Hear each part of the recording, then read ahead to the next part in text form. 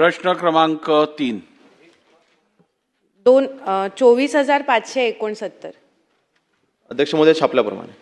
अध्यक्ष महोदय, सर्वप्रथम मी मीरा भाईंदर, वसई विरार पोलीस आयुक्तालयाचे आयुक्त सन्माननीय निकेत कौशिकजी यांचे आभार मानेन आणि त्यांच्या अंतर्गत जे पोलीस विभाग काम करते त्यांचे आभार मानेन, कारण की त्यांची नियुक्ती झाल्यानंतर वसई विरारमध्ये खूप मोठ्या प्रमाणामध्ये ड्रग्जवरती कारवाई चाललेली आहे आणि मोठी प्रकरणं समोर येत आहेत. पण अध्यक्ष महोदय, ही एवढी मोठ्या प्रमाणात ड्रग्ज पकडून सुद्धा आता नायजेरियन गेल्या महिन्यामध्ये जवळपास 200 नायजेरियन नागरिक हे पकडले गेले आणि त्यांना डिटेन्शनमध्ये पाठवलं गेलं आहे. अध्यक्ष महोदय, तरीसुद्धा हजारोंच्या संख्येने वसईमध्ये, नालासोपारा पूर्वमध्ये नायजेरियन्स राहत आहेत. अध्यक्ष महोदय, आणि हे सगळे बेकायदा वस्त्यांमध्ये राहतात. अध्यक्ष महोदय, अक्षरशः 5,000 रुपया भाड्यामध्ये हे राहतात. ह्यांच्याकडे काही ॲग्रीमेंट्स नसतात, पोलिसांकडे ह्याच्या नोंदी नसतात. अध्यक्ष महोदय, तर हे जे ड्रग्सचं प्रमाण आहे हे कमी करायचं असेल आणि ह्या सगळ्या गुन्ह्यांवरती जर नियंत्रण आणायचं असेल अध्यक्ष महोदय, तर त्याच्या समूळ नष्ट करण्यावरती आपल्याला लक्ष द्यावं लागेल. अध्यक्ष महोदय, या बेकायदा वस्त्यांमध्ये जे राहतात नायजेरियन किंवा बांगलादेशी, तर या बेकायदा वस्त्यांवरती कारवाई होणार का? जे त्यांना बेकायदा असे राहायला देतात त्या घर मालकांवरती कारवाई होणार का? हा माझा पहिला प्रश्न आहे. अध्यक्ष महोदय, तसंच मध्ये 6-7 महिन्यांपूर्वी वसईतल्या पंखा फास्ट आणि विंग्स ऑफ फायर या 2 पबमध्ये मी अचानक धाडी टाकल्या होत्या रात्री 3 वाजता. अध्यक्ष महोदय, 1 वाजेपर्यंत ह्यांना चालवण्याची परमिशन आहे, पण हे 4-4, 5-5 वाजेपर्यंत पहाटेपर्यंत चालवतात आणि असे अनेक प्रकारचे पब वसई नालासोपाऱ्यामध्ये चालतात. अध्यक्ष महोदय, आणि तिथे ड्रग्सची विक्री होते. तर या अशा पब्सवरती कारवाई होणार का? हा माझा दुसरा प्रश्न आहे. तसंच तिसरा प्रश्न अध्यक्ष महोदय असा आहे की उत्तरामध्ये लिहिलेलं आहे की सन 25-26 मध्ये 20 गुन्हे दाखल झालेले आहेत. अध्यक्ष महोदय, आचोळे पोलीस स्टेशन असेल किंवा तुळींज पोलीस स्टेशन असेल, स्थानिक गुंडांचं नेक्सस आहे. अध्यक्ष महोदय, मोठे गुन्हेगार इथे आहेत जे ड्रग्जमध्ये आरोपी आहेत. त्यांच्यावर 10-10 केसेस आहेत, एकावरती तर 26 केसेस आहेत. अध्यक्ष महोदय, तर या गुन्हेगारांवरती मकोका कायद्याअंतर्गत कारवाई केली जाणार का? हा माझा तिसरा प्रश्न आहे. अध्यक्ष महोदय, आणि ज्यांच्यावरती अशा प्रकारे 2पेक्षा जास्त गुन्हे आहेत त्यांना जिल्ह्यामधनंच तडीपार करणार का? हा माझा प्रश्न आहे. आणि जे आम्ही पोलिसांना माहिती दिलेली आहे अध्यक्ष महोदय, जिथे बांगलादेशी नायजेरियन राहतात, वसईतील कोळीवाडा, एकचोटी गाव, पाचू बंदर असेल, गासमधील टाकीपाडा असेल, नालासोपाऱ्यातलं प्रगतीनगर, नालासोपारा पश्चिमेचं हनुमान नगर, तर इथे कॉम्बिंग ऑपरेशन्स घेऊन कारवाई करणार का? अध्यक्ष महोदय, असे माझे स्पेसिफिक प्रश्न आहेत. धन्यवाद.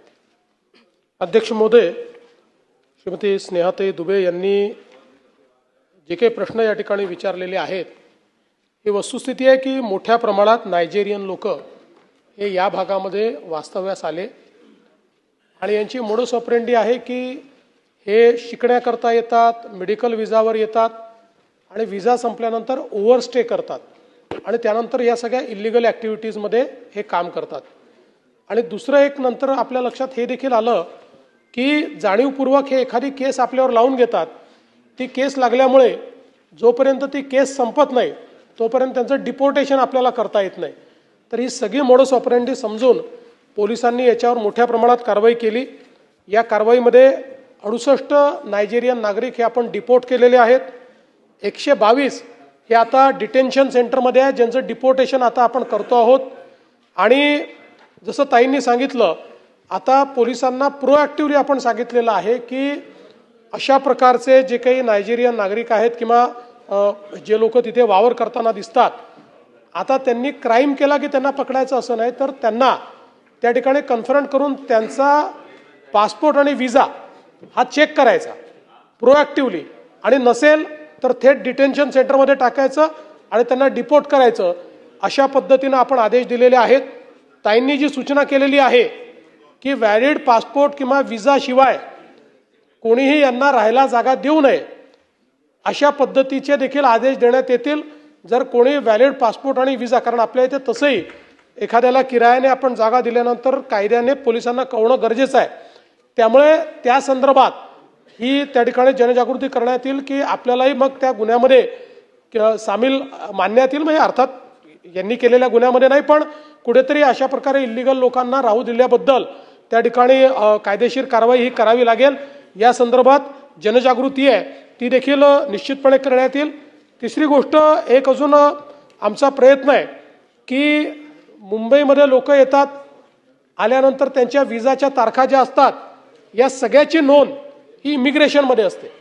आणि म्हणून मी पोलीस विभागाला सांगितलेलं आहे की इमिग्रेशनची एक आपली डायनामिक व्यवस्था अशी तयार करा की ज्यातनं आलेल्या लोकांचा विजा कधी संपतोय आणि ते परत गेले आहेत की नाही या संदर्भातली सगळी माहिती ही आपल्याला मिळाली पाहिजे. त्या माहितीच्या आधारावर आपल्याला अशी माणसं हुडकून काढता येतील की ज्यांनी ओव्हरस्टे केलेला आहे, विजा संपलेला आहे आणि तरी ते या ठिकाणी राहत आहेत आणि त्यांना त्या ठिकाणी आपल्याला डिपोर्ट करता येईल. तिसरं, ताईंनी जो एक आपल्याला प्रश्न विचारला की अशा पद्धतीच्या केसेसमध्ये तुम्ही मकोका लावता का, तर आपण तो मकोका लावणं सुरू केलेलं आहे आणि याही आयुक्तालयाला सूचना देण्यात येतील की मकोकामध्ये ज्यांचे केसेस फिट होतात, वारंवार गुन्हे करणारे, त्यांच्यावर मकोका लावण्यात येईल. तडीपारीत ज्यांचे गुन्हे फिट होतात त्यांना तडीपार करण्यात येईल. या संदर्भात कडक कारवाईचे आदेश हे आपण निश्चितपणे देऊ. आणि तिसरं, त्यांनी जो विषय सांगितला की त्यांनी काही ठिकाणी रेड केले आणि उशिरापर्यंत पब त्या ठिकाणी चालू होते, या संदर्भात आपण एक सुधारणा आणतो आहोत लायसन्समध्ये की एक विविक्षित वेळा लायसन्सचं उल्लंघन झालं तर लायसन्स आता आपण सस्पेंड करतो, तो सस्पेंड न करता वारंवार उल्लंघन करणाऱ्यांचा लायसन्स हा परमनंट कॅन्सल करायचा, या संदर्भातले कमेंटमेंट आपण आणतो.